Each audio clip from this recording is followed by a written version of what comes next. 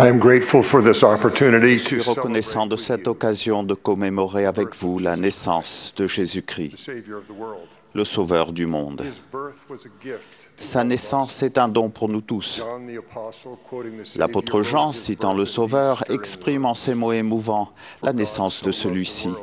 Car Car Dieu a tant aimé le monde qu'il a donné son Fils unique, afin que tous ceux qui croient en lui ne périssent point, mais qu'ils aient la vie éternelle. Car Dieu n'a pas envoyé son Fils dans le monde pour qu'il juge le monde, mais pour que le monde soit sauvé par lui. Ensuite, le Sauveur explique clairement que la vraie foi conduit à garder les commandements de Dieu, ce qui en retour nous qualifie pour obtenir le don de la vie éternelle, qui consiste à vivre avec Dieu pour l'éternité dans la lumière céleste.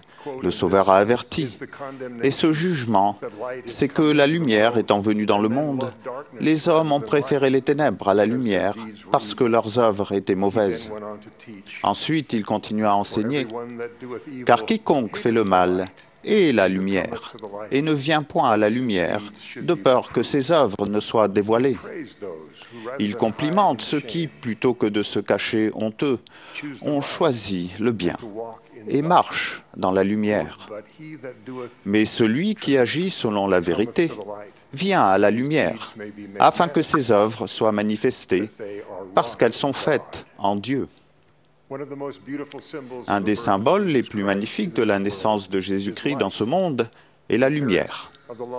L'avènement du Messie promis depuis longtemps a apporté la lumière à un monde enténébré.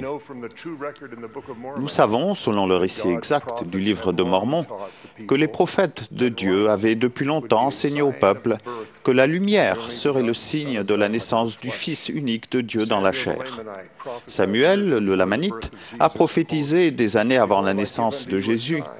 Et voici, il leur dit, « Voici, je vous donne un signe, car il y aura encore 5 années, et voici, alors le Fils de Dieu viendra racheter tous ceux qui croiront en son nom. Et voici, je vais vous donner ceci comme signe du moment de sa venue. Car voici, il y aura de grandes lumières dans le ciel, de sorte que pendant la nuit qui précédera sa venue, il n'y aura pas de ténèbres, de sorte qu'il semblera à l'homme qu'il fait jour. C'est pourquoi il y aura un jour et une nuit et un jour, comme si c'était un seul jour et comme s'il n'y avait pas de nuit. Et cela vous sera donné comme signe, car vous saurez que le soleil se lève et aussi qu'il se couche. C'est pourquoi vous saurez avec certitude qu'il y aura 2 jours et une nuit. Néanmoins, la nuit ne sera pas assombrie, et ce sera la nuit précédant sa naissance. Et voici, une nouvelle étoile se lèvera, une étoile comme vous n'en avez jamais vue, et ce sera aussi un signe pour vous.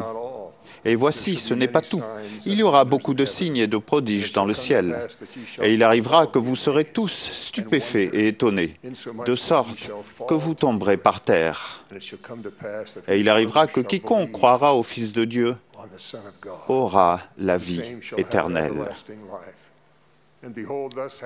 Et voici, c'est cela que le Seigneur, par son ange, m'a commandé de venir vous dire.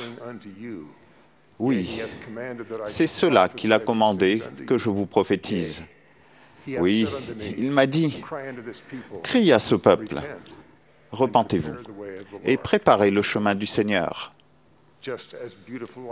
Tout comme les magnifiques lumières dans ce centre de conférence nous aident ce soir à nous souvenir de la merveilleuse bénédiction de la naissance de notre Rédempteur, il en est de même des paroles des anges envoyés de Dieu. Aucune narration de l'histoire de Noël n'est complète si on n'écoute pas les paroles de l'ange envoyé pour préparer la voie à son avènement. Au cœur du récit de la naissance de Jésus-Christ se trouve le témoignage des anges, tel qu'il est enregistré par les apôtres que Jésus a appelés et ordonnés. Dieu envoya l'ange Gabriel à Zacharie. L'ange lui prédit la venue au monde de Jean-Baptiste, qui devait préparer la voie pour Jésus et qui naîtrait d'Élisabeth, femme juste et stérile. Marie reçut le même messager céleste pour la préparer à devenir la mère du Fils de Dieu, le Messie longtemps attendu. Ces personnes justes connaissaient les Écritures sacrées et y croyaient.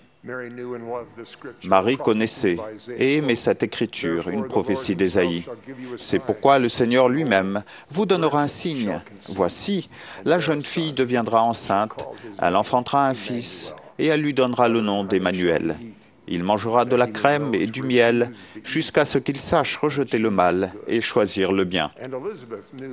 Élisabeth savait bien que le Messie aurait un précurseur pour lui préparer le chemin.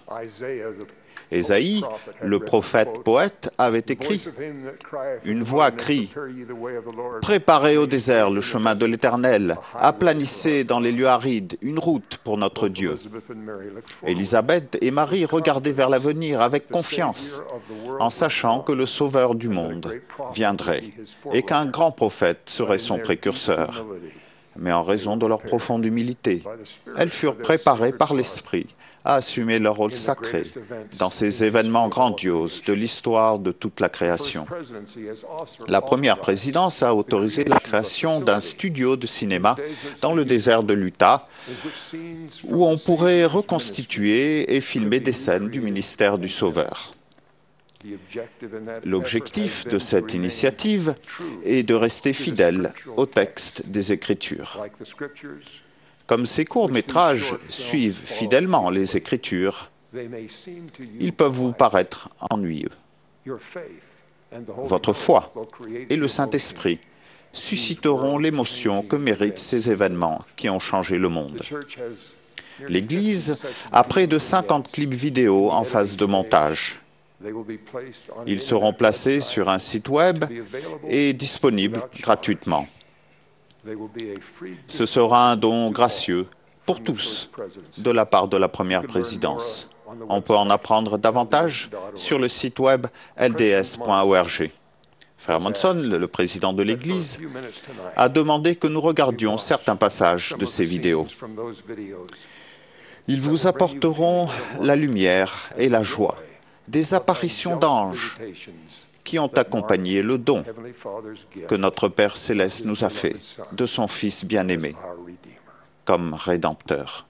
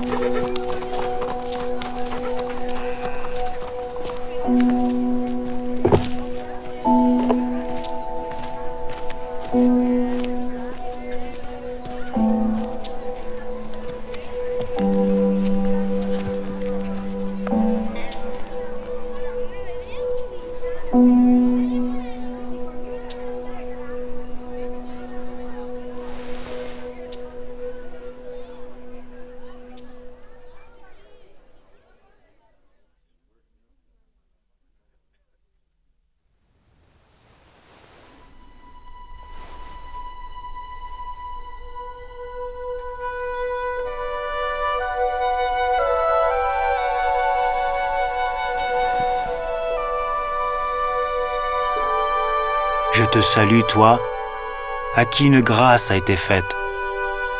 Le Seigneur est avec toi. Ne crains point, Marie, car tu as trouvé grâce devant Dieu. Et voici, tu deviendras enceinte et tu enfanteras un fils. Et tu lui donneras le nom de Jésus. Il sera grand et sera appelé Fils du Très-Haut. Et son règne n'aura point de fin. Comment cela se fera-t-il, puisque je ne connais point d'homme? Le Saint-Esprit viendra sur toi, et la puissance du Très-Haut te couvrira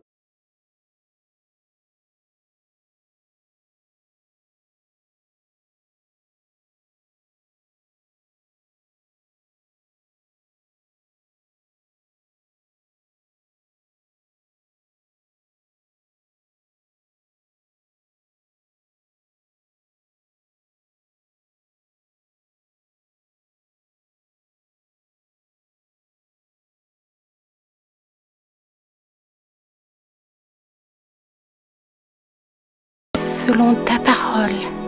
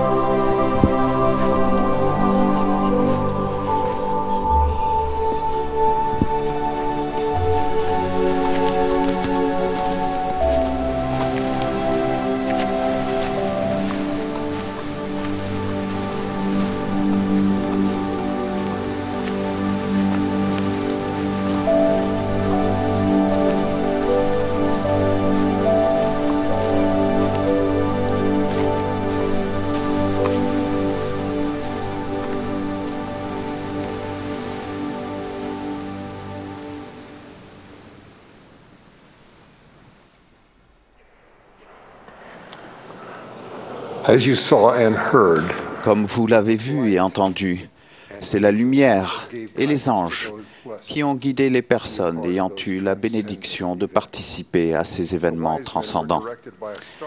Les mages furent dirigés par une étoile vers Jésus pour l'adorer. Ils ouvrirent leurs trésors et lui donnèrent des cadeaux précieux comme l'or, l'encens et la myrrhe. Ils s'adressèrent à lui comme au roi des Juifs. Les mages furent avertis par Dieu dans un songe qu'ils ne devaient pas retourner voir Hérode, car il cherchait à ôter la vie à l'enfant. Ils décidèrent de retourner dans leur pays par un autre chemin. Ensuite, un ange du Seigneur apparut à Joseph en rêve. L'ange l'avertit de s'enfuir en Égypte pour mettre Marie et l'enfant en sécurité. L'ange dit « Reste-y jusqu'à ce que je te parle, car Hérode cherchera le petit enfant pour le faire périr. » Et Matthieu écrit « Il y resta jusqu'à la mort d'Hérode, afin que s'accomplisse ce que le Seigneur avait annoncé par le prophète. J'ai appelé mon fils hors d'Égypte. » Comme promis, l'ange réapparut à Joseph après la mort d'Hérode. L'ange prévint et guida la Sainte Famille vers la sécurité, cette fois à Nazareth, afin que s'accomplisse ce qui avait été annoncé par les prophètes. Il sera appelé Nazaréen. Ce soir, nous nous sommes souvenus de la naissance et des premières années du Sauveur.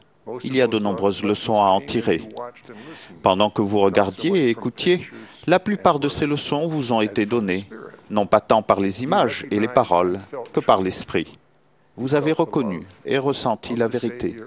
Vous avez ressenti l'amour du Sauveur et pour le Sauveur. Et vous avez certainement ressenti un plus grand désir d'aimer comme il a aimé.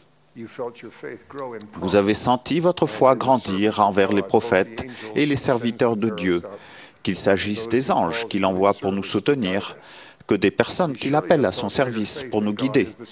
Vous avez sûrement ressenti une plus grande foi que Dieu est le même, sans changement, dans le temps ou l'espace. Et vous avez ainsi pu ressentir l'Esprit vous rendre témoignage de Joseph Smith, le prophète, dont c'est l'anniversaire dans quelques jours. Son témoignage inébranlable, que l'ange Moroni, un prophète d'autrefois, lui a rendu visite, est en parfait accord avec les expériences des mages, de Zacharie, d'Élisabeth, de Marie, la mère de notre Seigneur, de Joseph et d'un nombre incalculable d'autres personnes. La leçon n'est pas que nous pouvons avoir ces mêmes expériences merveilleuses au moment où nous les souhaitons, ni que nous les aurons quand nous en ressentons le grand besoin. La leçon est que Dieu connaît chacun de nos besoins, qu'il nous aime et qu'il veille sur nous. Il nous a fait don du Sauveur, son Fils parfait, l'agneau sans défaut. Grâce à l'apparition personnelle du Père lui-même et du Fils, et par l'intermédiaire d'anges, il a rétabli l'Église de Jésus-Christ dans les derniers jours. Il a appelé des prophètes et des apôtres pour nous guider vers la sécurité dans cette vie et vers la vie éternelle dans le monde à venir. Jésus-Christ a été crucifié et est ressuscité pour que nous puissions vivre à nouveau, être purifiés et lavés du péché, et préparés pour la gloire de la vie éternelle. Ce sont des dons que nous